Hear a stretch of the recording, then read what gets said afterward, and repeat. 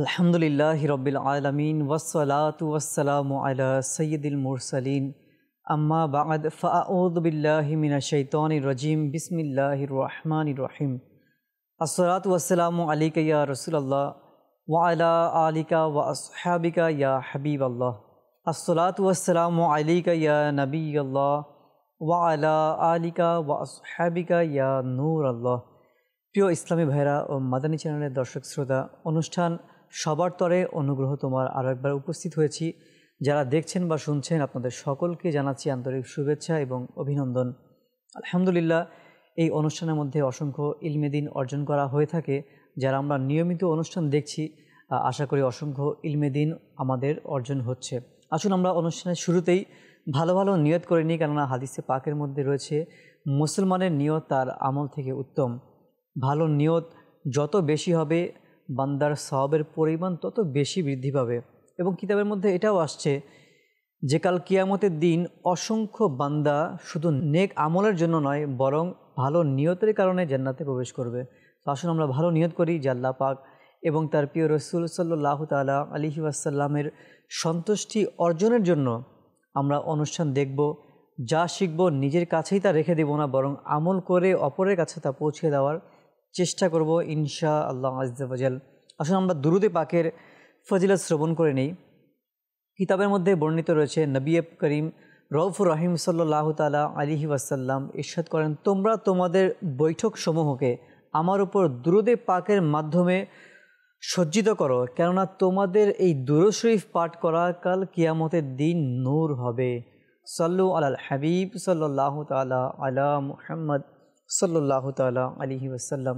Madani channel দর্শকবৃন্দ, আমাদের এই অনুষ্ঠানের মধ্যে আলহামদুলিল্লাহ আমরা প্রতিটি এপিসোডের মধ্যে আর বিশেষ করে আমরা যে বিষয়গুলি নিয়ে আলোচনা করে থাকি, এই অনুষ্ঠানের মূল বিষয়বস্তু, মূল থিম যেটা রয়েছে তা হচ্ছে নবী করিম সাল্লাল্লাহু তাআলা আলাইহি ওয়াসাল্লামের অনুগ্রহ কাদের জন্য, কি কারণে তাদেরকে অনুগ্রহ দেখিয়েছেন এবং কোন আমলের মাধ্যমে হুজুর সাল্লাল্লাহু আলাইহি ওয়াসাল্লামের অনুগ্রহ অর্জন করা যায়, অনুগ্রহ লাভ করা যায়।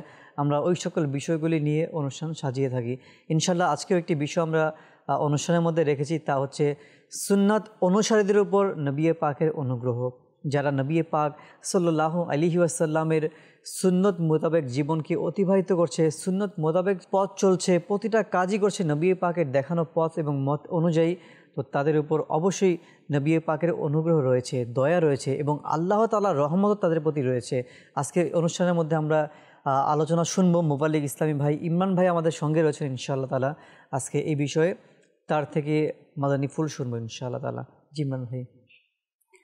আসলেই নবী করিম সাল্লাল্লাহু আলাইহি সাল্লামের জীবন আদর্শকে প্রকৃত রূপে এবং পূর্ণাঙ্গভাবে মেনে নেওয়াই হচ্ছে একজন মুমিনের কর্তব্য। অবশ্যই নবী করিম রউফুর রহিম সাল্লাল্লাহু আলাইহি সাল্লাম এর জীবন আদর্শ বলুন, বা আজকে যে আমাদের প্রোগ্রামের বিষয় সুন্নত আমলকারীদের প্রতি নবী পাকের দয়া। সুন্নত আমল তো হচ্ছে সেটি যেটি নবী করিম সাল্লাল্লাহু আলাইহি সাল্লাম তার হায়াতে মুবারাকায় স্বয়ং নিজে করেছেন, সাহাবাই কেরাম করেছেন, এবং নবী করিম সাল্লাল্লাহু আলাইহি সাল্লাম নিজের উম্মত আমাদেরকে করতে উৎসাহ প্রদান করেছেন। সুন্নত আমলের তো বরকতের কথা যদি আলোচনা করা হয়, হয়তো কয়েকটি প্রোগ্রাম করতে হবে, এপিসোড চলে যাবে, কিন্তু শেষ হবে না। সুন্নতের আমলের এমন বরকত নবী করিম সাল্লাল্লাহু আলাইহি সাল্লামের হাদিসে মুবারাকার মধ্যে রয়েছে যে রাসূল পাক সাল্লাল্লাহু আলাইহি সাল্লাম ইরশাদ করেন, যে আমার সুন্নতকে ভালোবাসলো সে মূলত আমি রসুলকে ভালোবাসলো, আর যে আমি রসুলকে ভালোবাসবে সে আমার সাথে জান্নাতে থাকবে। আসলে দেখেন এই হাদিসে মুবারাকার প্রতি যদি আমরা লক্ষ্য রাখি যে শুধুমাত্র সুন্নতের উপর আমলের বরকত এটা তো রয়েছে, আর নবী করিম সাল্লাল্লাহু আলাইহি সাল্লাম ইরশাদ করেন যারা সুন্নতকে ভালোবাসলো তারা নবী পাককে ভালোবাসে, আর যারা নবী পাককে ভালোবাসে তারা নবী পাকের সাথে জান্নাতে যাবে।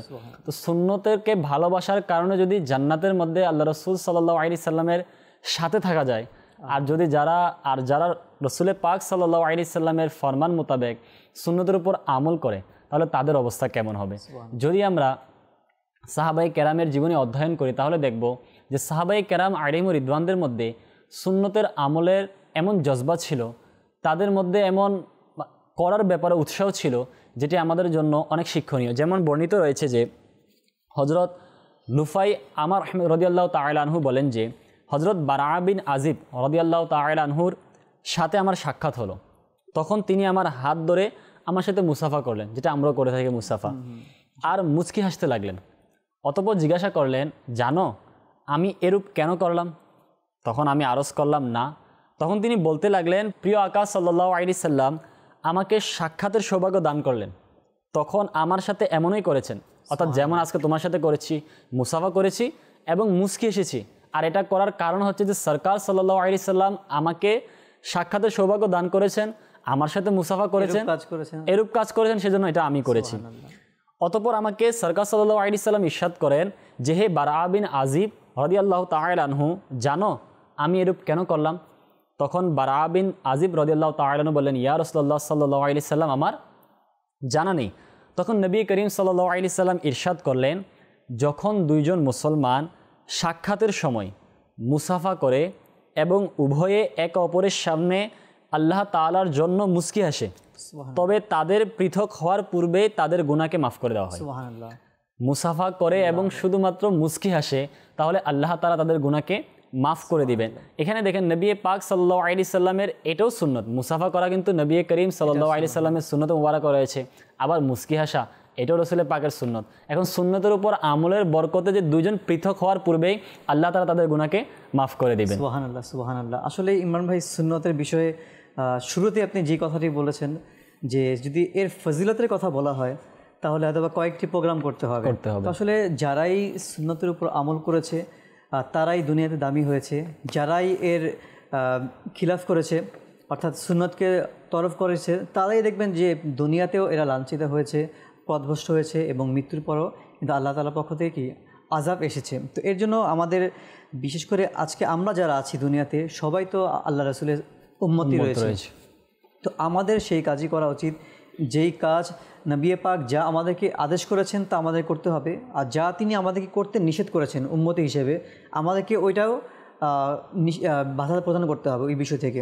যেমনিভাবে এখানে হাদিসে পাকের মধ্যেও আসছে খুবই শিক্ষণীয় একটি হাদিসে পাক, যেটা নবী পাক সাহাবীদেরকে একত্রিত করে, তো তিনি এই হাদিসে পাকটি সকলকে উদ্দেশ্য করে বলেছেন যে আল্লাহ তাআলা আমার পূর্বে যখনই কোনো জাতির মাঝে নবী প্রেরণ করেছেন তখনই উম্মতের মধ্যে তার এমন হাওয়ারি ও সাথী দিয়েছেন যারা তার আদর্শ অনুসরণ করে চলতেন, তার নির্দেশ অক্ষরে অক্ষরে পালন করতেন। অনন্তর তাদের পরে এমন সব লোক তাদের স্থলাভিষিক্ত রয়েছে যারা মুখে যা বলে বেড়াতো তা পরিণত করতো না, আর যে সকল কর্ম সম্পাদন করত যেগুলোর জন্য তারা আদিষ্ট ছিল না, তাদের বিরুদ্ধে যারা হাত দ্বারা জিহাদ করবে তারা মুমিন, যারা এদের বিরুদ্ধে মুখের কথা দ্বারা জিহাদ করবে তারাও মুমিন, যারা এদের বিরুদ্ধে অন্তরে ঘৃণা দ্বারা জিহাদ করবে তারাও মুমিন। এর বাইরে সরিষার দানা পরিমাণও ঈমান নেই, বা এর বাইরে যারা থাকবে সরিষার দানা পরিমাণও ঈমান নেই।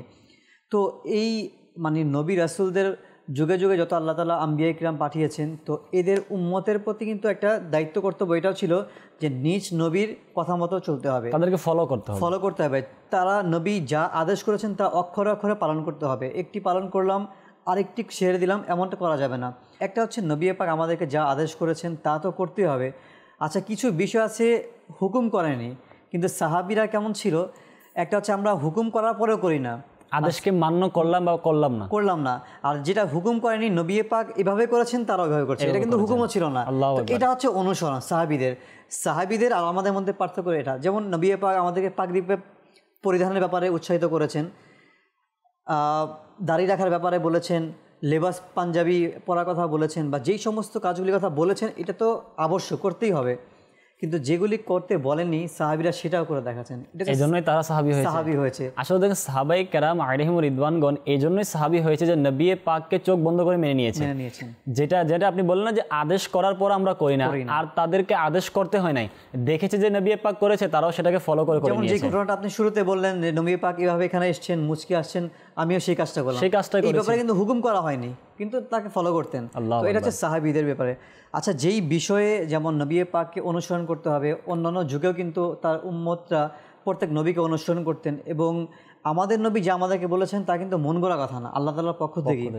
যেমনিভাবে কোরআনের পাকের মধ্যেও সূরা হাশরের 7 নং আয়াতের মধ্যে একটি অংশে একটি জায়গার মধ্যে এরশাদ হচ্ছে ভাবে কানজুল ঈমানের অনুবাদ, এবং যা কিছু তোমাদেরকে রাসূল দান করেন তা তোমরা গ্রহণ করো, আর যা থেকে নিষেধ করেন তা থেকে বিরত থাকো। এটা সূরা হাশরের 7 নং আয়াতের মধ্যে ইরশাদ হয়েছে। তো বুখারী শরীফের মধ্যে একটি হাদিস আসছে এই বিষয়ে যে নবী করিম সাল্লাল্লাহু আলাইহি ওয়াসাল্লাম ইরশাদ করেন, আমি যেই ব্যাপারে তোমাদেরকে বর্ণনা করে দিয়েছি বা ছেড়ে দিয়েছি সে ব্যাপারে আমাকে প্রশ্ন করো না, কেননা এর কারণ হচ্ছে তোমাদের আগের ব্যক্তিরা তাদের অধিক প্রশ্ন করার এবং তাদের নবীদের সঙ্গে মতভেদ করার ফলে তারা ধ্বংস হয়ে গিয়েছিল। তো যার কারণে আমি যখন তোমাদেরকে কোনো জিনিস বলবো যে নিষেধ করার জন্য, তখন তোমরা তা থেকে দূরে থাকো, আর যখন আমি তোমাদেরকে কোনো কাজের ব্যাপারে আদেশ দেব তখন তোমরা তার সাধ্যমতো পালন করো। সো এই বুখারী এবং মুসলিম শরীফের মধ্যে এই হাদিসে পাকটি আসছে।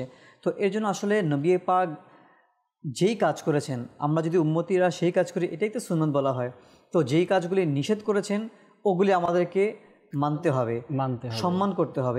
এই বিষয়ে আপনি আসলে সুন্নতের তো আমলের বরকত রয়েছে, আবার ছেড়ে দেওয়ার ক্ষতিও রয়েছে। আমরা যদি দেখি আমাদের দৈনন্দিন জীবনে প্রত্যেকটি বিষয়ে নবী পাকের আদর্শ, নবী পাকের সুন্নতের উপর যদি আমরা আমল করি সেটাতে বরকত রয়েছে। আপনি উদাহরণস্বরূপ যারা ব্যবসায়ী রয়েছে, তারা ব্যবসা করতেছে, এখন ব্যবসায়ের যে সুন্নত পদ্ধতি রয়েছে যদি সেটাকে মেনে চলে তাহলে তার ব্যবসার মধ্যে বরকত হবে, তাহলে তার ব্যবসাটা হালাল পন্থা হবে। আচ্ছা, যারা ব্যবসা করে তারা কিন্তু এটাও বলে যে ব্যবসা করা সুন্নত, তাই করছি। এখন ব্যবসার মধ্যে যে হারাম পন্থাগুলি সে অবলম্বন করছে সেটা তো সুন্নত না, সেটা তো হারাম হয়ে যাচ্ছে। টিভি লাগিয়ে রাখছে, সিনেমা নাটক মাজাল্লা হচ্ছে, এটা তো সুন্নত না, সুন্নত না। তো আসলে প্রত্যেকটি বিষয়ের মধ্যে সুন্নতের আমলের যে জজবা আমাদের মধ্যে আনতে হবে, আনলে এটা আমাদেরই লাভ হবে। কেননা দেখেন প্রত্যেকটি বিষয় কিন্তু শরীয়ত আমাদেরকে শিক্ষা দিয়েছেন, আর সুন্নতের আমলের বরকতের মাধ্যমে প্রতিটি বিষয়কে সুন্দর করা যায়। কেননা সৌন্দর্য কিন্তু ইসলামও সৌন্দর্য, আবার ইসলামকে যারা মেনে নিয়েছে তাদের প্রতিটি কর্ম প্রতিটি কাজও সৌন্দর্যের মধ্যেই নিহিত হয়ে যায়। নবী পাক সাল্লাল্লাহু আলাইহি সাল্লামের সুন্নতের বরকত দুনিয়াতেও পাওয়া যায়, আখিরাতেও পাওয়া যায়। ব্যবসায়ী যখন তার ব্যবসার মধ্যে সুন্নত পদ্ধতিকে মেনে নেয়, তার ব্যবসাও হয়ে যাচ্ছে, হালাল পদ্ধতিতে ইনকামও হয়ে যাচ্ছে, সে যে রিজিকটি বক্ষণ করতেছে সেটিও হালাল হচ্ছে, তার সন্তান সন্ততিকে লালন পালন করতেছে সেটাও হালাল পন্থায় হচ্ছে। প্রত্যেকটি ক্ষেত্রে ঘরের মধ্যে আপনার সুন্নত তরিকা রয়েছে। আচ্ছা, আজকে যারা বিবাহ করে, সাংসারিক জীবনযাপন করে, সেখানেও যদি আজকে আমরা দেখি বিভিন্ন আমাদের পরিবারের মধ্যে সাংসারিক জীবনের মধ্যে কলহ সৃষ্টি হয়, ঝগড়া হয়, মনোমালিন্য হয়, কিন্তু সেখানে যদি নবী পাক সাল্লাল্লাহু আলাইহি সাল্লামের আদর্শকে মেনে নেওয়া হয়, যে নবী করিম সাল্লাল্লাহু আলাইহি সাল্লাম আম্মাজান আয়েশা রাদিয়াল্লাহু তাআলা আনহার সাথে কীরকম সংসার করেছেন, এই সুন্নত আমল যদি আমরাও নিয়ে আসি তাহলে আমাদের ঘর থেকে ঝগড়াও চলে যাবে, আমাদের ঘর থেকে কলহ চলে যাবে, মনোমালিন্যের যে ব্যবস্থা রয়েছে সেটাও চলে যাবে। সন্তানকে কীভাবে সুশিক্ষা দিতে হবে এটার পদ্ধতি নবী পাকের জীবনীতে রয়েছে। যদি আমরা সেটাকে মেনে নেই, আমাদের সন্তান ইনশাআল্লাহ হাফিজে কোরআন হবে।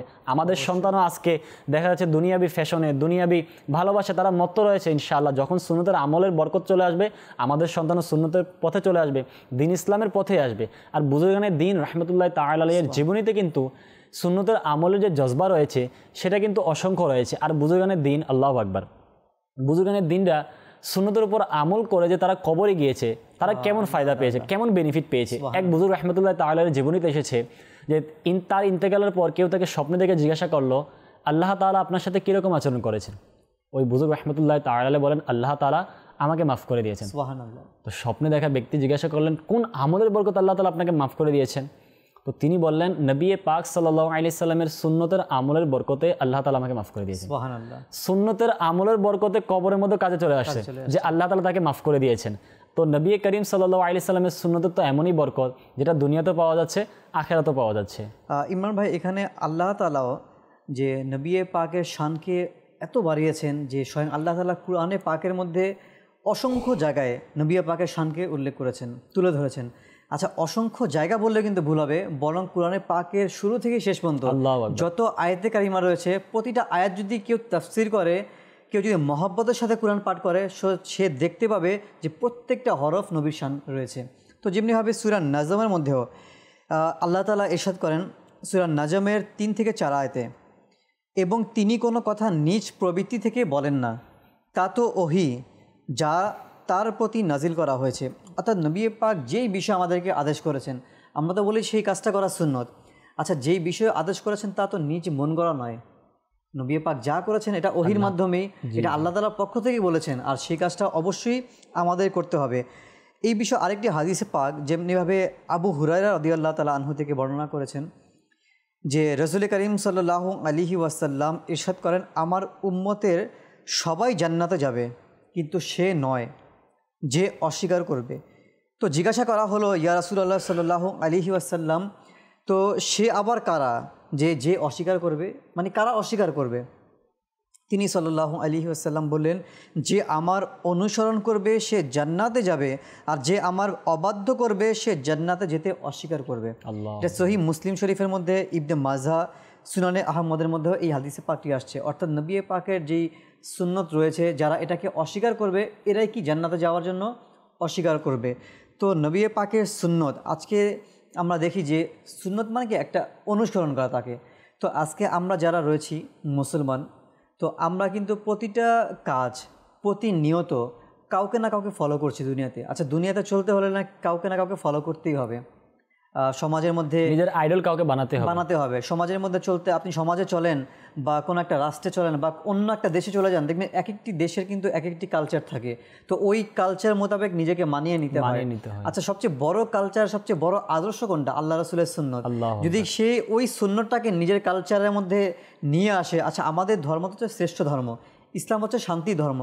এখন এই শান্তিটা মানে কোত্থেকে আসলো, কার মাধ্যমে আসলো? আপনি যদি দেখেন পূর্ববর্তী যুগে ইসলামের অবস্থা কেমন ছিল, তখন শান্তি ছিল না। নবী পাক আসার পর থেকে ইসলাম শান্তির ধর্ম মনোনীত হয়েছে। তো আজকে সেই শান্তিটাকে যদি আমরা নিজের মধ্যে আঁকড়ে না ধরি, তাহলে শান্তি কোত্থেকে আসবে?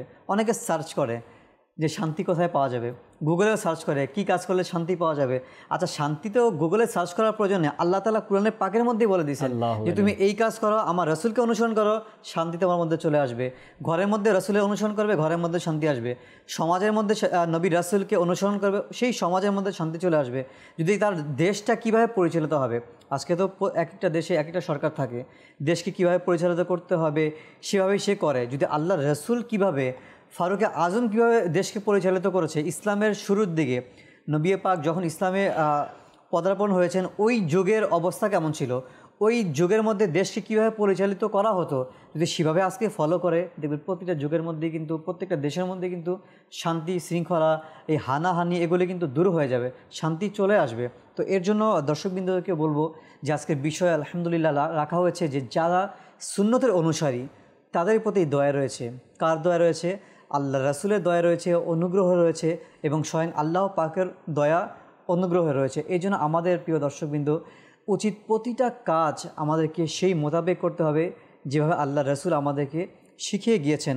আচ্ছা, ইমরান ভাইয়ের কাছে আসবো যে আল্লাহ রাসূল সাল্লাল্লাহু তাআলা আলাইহি ওয়াসাল্লাম এই যে উম্মতিকে যেই সুন্নতের কথা, যেই কাজের কথা বলে দিয়েছেন, আজকে আমরা কিন্তু প্রতিটা কাজ করি, ঘুম থেকে উঠা থেকে শুরু করে ঘুমানো আগ পর্যন্ত প্রতিনিয়ত আমাদের কিন্তু অসংখ্য কাজ করতে হয়। খাওয়া দাওয়া থেকে শুরু করে চলাফেরা, কারোর সাথে কথাবার্তা বলা, অফিস করা, চাকরি করা, ব্যবসা করা, অর্থাৎ সব কিছু কিন্তু আমরা করতে হবেই। তো আজকে হয়তো বা আমাদের জানা নেই সুন্নত কোনটা। তো এই যে সুন্নত আমরা জানবো কোত্থেকে, শিখবো কোত্থেকে, যদি এই বিষয়ে কিছু মাশাআল্লাহ, অনেক সুন্দর একটি আপনি প্রশ্ন করেছেন। এখন জানলে আমি আমল করতে পারবো, জানলে আমল করবো। আসলে যেটা আপনি বলেছেন, প্রত্যেকটি কাজের মধ্যে সুন্নত রয়েছে। আমরা ঘুমাতে যাচ্ছি, সেখানে সুন্নত রয়েছে। জুতা পরিধানের সুন্নত রয়েছে। আমির আহলে সুন্নাত দামাত বারাকাতুহুম আলিয়ার কিছু কিতাবও রয়েছে, রিসালাও রয়েছে, যেমন 163 মাদানী ফুল, এবং আমাদের 3 দিনের একটা মাদানী কাফার একটা জাদুয়ার রয়েছে। ওটার মধ্যে বিস্তারিত সুন্নতের বর্ণনা এসেছে। তো আমির আহলে সুন্নাত খুব সুন্দর বর্ণনা করেছেন। আসলে ব্যক্তিগতভাবে আমিও যখন এই কিতাবগুলো অধ্যয়ন করেছি, আমি অবাক হয়ে গিয়েছি যে ঘুমানোর এতগুলো সুন্নত পদ্ধতি রয়েছে। আচ্ছা, আমরা আজকে খাবার খাচ্ছি, খাবারের পূর্বে এতগুলো সুন্নত রয়েছে। যেমন আমির আহলে সুন্নাত নিজের কিতাবের মধ্যে নকল করেছেন যে রাসূল পাক সাল্লাল্লাহু আলাইহি ওয়াসাল্লামের হাদিসে মুবারাকা রয়েছে, খাবারের পূর্বে খাবারের ওযু করা এটা সুন্নত। খাবারের ওযু কেমন? উভয় হাতের কবজি ধৌত করা, কুলি করা, আর হচ্ছে ঠোঁটের সম্মুখভাগ ধুয়ে নেওয়া। এখন কিতাবে এসেছে রাসূল পাক সাল্লাল্লাহু আলাইহি ওয়াসাল্লাম ইরশাদ করেন, যারা এরকম করবে তবে তাদের ঘর থেকে অভাব দূর হয়ে যাবে, দারিদ্র কখনো আসবে না। এটা হচ্ছে সুন্নতের আমলের বরকত। তো যদি সুন্নত শিখতে হয়, তো দাওয়াত ইসলামের এই দ্বীনি পরিবেশ হচ্ছে অনন্য একটি মাধ্যম। আর যেটি আমাদের এই মাদানী চ্যানেল আলহামদুলিল্লাহ ইলমে দ্বীন অর্জনের অনন্য একটি মাধ্যম রয়েছে। মাদানী চ্যানেল যদি আমরা নিয়মিত দেখি, ইনশাআল্লাহ সুন্নত শিখার জজবা আমাদের মধ্যে আসবে। পাশাপাশি দাওয়াত ইসলামের 3 দিনের মাদানী কাফেলা হয়। আমি তো বলবো মাদানী চ্যানেল দর্শক শ্রোতা যারা রয়েছে, আমরা যারা রয়েছি, আমরা প্রত্যেক মাসে 3 দিনের মাদানী কাফেলা সফর করি ইনশাআল্লাহুল করিম। সুন্নত শিখার অনন্য একটি মাধ্যম মাদানী কাফেলা রয়েছে। 3 দিন আমাদেরকে সুন্নতের আমলের জজবা দেওয়া হবে, সুন্নতও শেখানো হবে ইনশাআল্লাহুল করিম, ইনশাআল্লাহ তাআলা। আর সুন্নতের বিষয়ে আপনি দেখবেন যে আজকে যদি সুন্নত নিয়ে কথা বলা হয়, তো আজকে দেখবেন যে মাআযাল্লাহ অনেকে আছে নবী পাকের সুন্নতকে অস্বীকার করছে, বা অস্বীকার না করলেও তিরস্কার করছে। আবার অনেকে লজ্জা পাচ্ছে সুন্নতের উপর আমল করতে। আচ্ছা, আপনি একটা জিনিস, এই জিনিস আপনি চিন্তা করেন যে যারাই আজকে সুন্নত দেখে যে তিরস্কার করছে, এরা কারা? আপনার আমার মুসলমান ভাইরা করছে। আচ্ছা দেখেন, আজকে যদি আমরা কেউ ইমামা শরীফ পড়ছি, হ্যাঁ মাশাআল্লাহ দাওয়াত ইসলামীওয়ালা যারা রয়েছে দেখবেন এদের প্রত্যেকের মাথায় ইমামা থাকে। আচ্ছা, এই ইমামা যখন আপনি পরে রাস্তা দিয়ে বের হবেন, অ্যাট ফার্স্ট আপনাকে কোনো অমুসলিম তিরস্কার করবে না, আপনার মুসলমান ভাই আপনাকে তিরস্কার করবে। তো এদের জন্য আসলে খুবই আফসোসের বিষয় যে আল্লাহ রসুলের কারণে আজকে আমরা এত নিয়ামত পেলাম, আজকে আমরা দিন পেলাম, কুরআন পেলাম, হাদিস পেলাম, অসংখ্য নিয়ামত পেলাম, পিতামাতার মতো নিয়ামত পেলাম, আজকে দুনিয়াতে এবং পৃথিবীতে যা কিছু পেলাম, আজকে জান্নাত যারা লাভ করার আমল পাচ্ছে, তো সব কিছু কিন্তু আজকে নবী পাকের মাধ্যমে পেলাম, যার ওসিলাতে পেলাম, তার সুন্নতকে আমরা তিরস্কার করছি। এটা চিন্তা করা দরকার আসলে তিরস্কার কাকে নিয়ে করা হচ্ছে। যদি আমরা দুনিয়াতে উদাহরণ দেখি, আমার মধ্যে একটা অভ্যাস রয়েছে, এখন কেউ সেটাকে নিয়ে তিরস্কার করলো, এখন সে আমার অভ্যাসটাকে নিয়ে না আমাকে নিয়ে তিরস্কার করলো। আল্লাহ তাআলার পানা যারা নবী পাক সাল্লাল্লাহু আলাইহি সাল্লামের সুন্নতকে নিয়ে হাসি ঠাট্টা করে, এটাকে নিয়ে তিরস্কার করে, তো কাকে নিয়ে করলো? মাআযাল্লাহ নবী পাককে নিয়ে করলো। আচ্ছা, কে করলো? স্বয়ং নবীর উম্মত। আচ্ছা, নবী পাকের হাদিসে মুবারাকাও রয়েছে। আসলে এখান থেকে তিরস্কার যখন করা হয় কারো ব্যাপারে, তখন অবশ্যই অন্তরে কষ্ট যায়। নবী পাক সাল্লাল্লাহু আলাইহি সাল্লাম বলেছেন না, সাল্লাল্লাহু আলাইহি সাল্লাম ইরশাদ করেছেন যে যদি কেউ কোনো মুসলমানকে কষ্ট দেয় তাহলে সেটা আমাকে কষ্ট দেওয়া হয়, আর যদি কেউ আমাকে কষ্ট দেয় তাহলে সে আল্লাহ তাআলাকে কষ্ট দেয়। তো যারা নবী পাককে কষ্ট দিচ্ছে তারা কেমন উম্মত রয়েছে? যারা নবী পাককে কষ্ট দেওয়ার পর আবার জান্নাতে যাওয়ার দাবি করতেছে, মুসলমান হিসেবে নিজেকে প্রকাশ করতেছে, তাহলে তাদের চিন্তা করা প্রয়োজন যে আমরা কি করছি। আর এই বিষয়ে ইমরান ভাই, আল্লাহ তাআলা কোরআনে পাকের মধ্যেও কিন্তু ইরশাদ করেছেন। যেমন অনেকে দেখেন বলবে যে না আমরা আল্লাহকে ভালোবাসি। আচ্ছা, কিন্তু আল্লাহকে ভালোবাসার দাবি অনেকেই করে, কিন্তু সে যখন দেখবেন একটা মানুষকে টিটকারি দিচ্ছে বা তিরস্কার করছে, কোন বিষয়টা নিয়ে? সে নবীর সুন্নত মোতাবেক চলছে বিধায়। আচ্ছা, সে আবার এটা বলে আল্লাহকে ভালোবাসি। তো এই বিষয়ে আল্লাহ তাআলা কিন্তু ইরশাদ করেছেন সূরা আলে ইমরানের 31 নং আয়াতের মধ্যে, কানজুল ঈমানের অনুবাদ, যে হে মাহবুব আপনি বলে দিন, হে মানবকুল, যদি তোমরা আল্লাহকে ভালোবেসে থাকো তবে আমার অনুসরণ হয়ে যাও বা অনুসারী হয়ে যাও। আল্লাহ তোমাদেরকে ভালোবাসবেন এবং আল্লাহ তোমাদের গুনাহকে ক্ষমা করে দিবেন, আর আল্লাহ ক্ষমাশীল ও দয়ালু। তো দেখেন, আল্লাহকে ভালোবাসার দাবি তারাই করতে পারবে যারা নবী পাককে ভালোবাসে। আচ্ছা, যেই উম্মত নবী পাককে ভালোবাসবে সেই উম্মত কখনোই বলবে না আমি নবী পাকের সুন্নতকে ভালোবাসি না। ভালোবাসার দাবি এটাই যে সে নবীর সুন্নতকে ভালোবাসবে। যে যাকে ভালোবাসে না তার প্রতিটি কাজও সে ভালোবাসে, অটোমেটিক বাসতেই হবে, অনুসরণ করবে। আজকে যদি আপনি দেখেন যে কোনো মুসলমান ভাই তার চুলের বিভিন্ন স্টাইল করছে, আচ্ছা যদি বলা হয় এই স্টাইল কেন, বলো আমি তাকে দেখেছি, মানে তাকে ভালোবাসা দেখে তার এই কাজটা অনুসরণ করেছে। একটা কথা রয়েছে যে ভালোবাসা মানুষকে অন্ধ করে দেয়, ভালোবাসাকারী ব্যক্তির জন্য চোখকে অন্ধ করে দেয় আর কানকে বধির করে দেয়।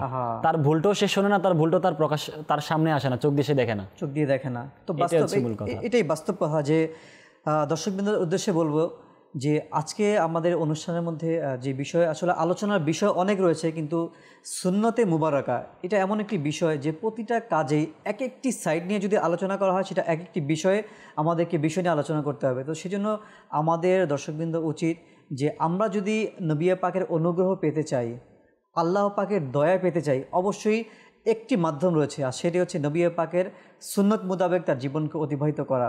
আজকে বিশেষ করে আমরা যারা মুসলমান রয়েছি, আমাদের এদিক সেদিক তাকানোর কোনো প্রয়োজন নেই, কারণ আমাদের ইসলামের মধ্যে সব কিছু রয়েছে। আলহামদুলিল্লাহ যে আমাদের ইসলামে আল্লাহ যা কিছু দিয়েছেন, আর কোথাও আমাদের তাকাতে হবে না, কোথাও যে জিজ্ঞাসা করতে হবে না আমি এই কাজটা কিভাবে করব, বরং প্রতিটা কাজ কিভাবে করব আমাদেরকে কোরআনে পাক দেওয়া হয়েছে। কোরআনে পাকের মধ্যে আছে আমি কোন কাজটা কিভাবে করব। তো যদি আমরা নবী পাকের প্রতিটি কাজ দেখানো মত অনুযায়ী করতে পারি, ইনশাল্লাহ আমাদের ঘরে, আমাদের ব্যক্তি জীবনে, পারিবারিক জীবনে, সামাজিক জীবনে, দেশের মধ্যে, রাষ্ট্রীয়ভাবে প্রতিটি সাইটের মধ্যে, প্রতিটি সেক্টরের মধ্যে ইনশাআল্লাহ আজ্জা ওয়াজাল শান্তি আর সুখ নিয়ে আসবে। আমরা চেষ্টা করব ইনশাআল্লাহ প্রতিটা কাজ নবী পাকের সুন্নত মোতাবেক চলার জন্য। আমরা আজকের অনুষ্ঠানের মধ্যে যা কিছু শিখেছি এবং জ্ঞান লাভ করেছি, আল্লাহ পাক আমাদেরকে বুঝার, এর উপর আমল করা তৌফিক দান করুক। আমিন বিজাহিন নবীল আমিন সাল্লাল্লাহু তাআলা আলা মুহাম্মদ সাল্লাল্লাহু আলাইহি ওয়াসাল্লাম। সাল্লু আলাল হাবিব সাল্লাল্লাহু তাআলা আলা মুহাম্মদ সাল্লাল্লাহু আলাইহি ওয়াসাল্লাম।